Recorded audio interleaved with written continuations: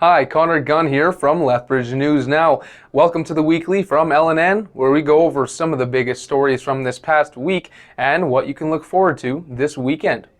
Lethbridge will play host to the 2022 Tim Hortons Brier. After a successful $1 million bid from Lethbridge City Council in July of 2020, Curling Canada thought Lethbridge was the right suitor for the tournament. The 93rd edition of the Canadian Men's Curling Championship will be played March 4th to 13th, 2022. Ticket plans for the tournament will be announced later on this year. Alberta's COVID restrictions will remain in effect until at least January 21st. For some of the measures, that means they'll be in place for at least the next 2 weeks longer than expected, and Premier Jason Kenney says they need more time to see the full effect from Christmas and New Year's had on COVID-19 numbers. In more COVID news, students across the province can head back into classes next week. Kenney says this was deemed a safe move for staff and students, as between September and November, only 0.4% had tested positive for COVID. Students will still have the option to take online classes at home instead if they'd prefer. After multiple United Conservative Party disobeyed public health guidelines for non-essential international travel, some have resigned from their positions. Kenney noted that he accepted the resignations of Municipal Affairs Minister Tracy Allard and Chief of Staff Jamie Huckabee. Also, MLA Jeremy Nixon will no longer be a parliamentary secretary, and Jason Stefan will step down from the Treasury Board. Alberta Health says they've been doing everything they can to minimize the amount of COVID-19 vaccines that are being wasted. According to a statement from Health Minister Tyler Shandro and Chief Medical Officer of Health, Dr. Dina Hinshaw, quote, "Some misinformation is circulating online about wastage of COVID-19 vaccine." AHS responded by saying they are rapidly immunizing as many Albertans as quickly as possible, ensuring vaccine doses are utilized.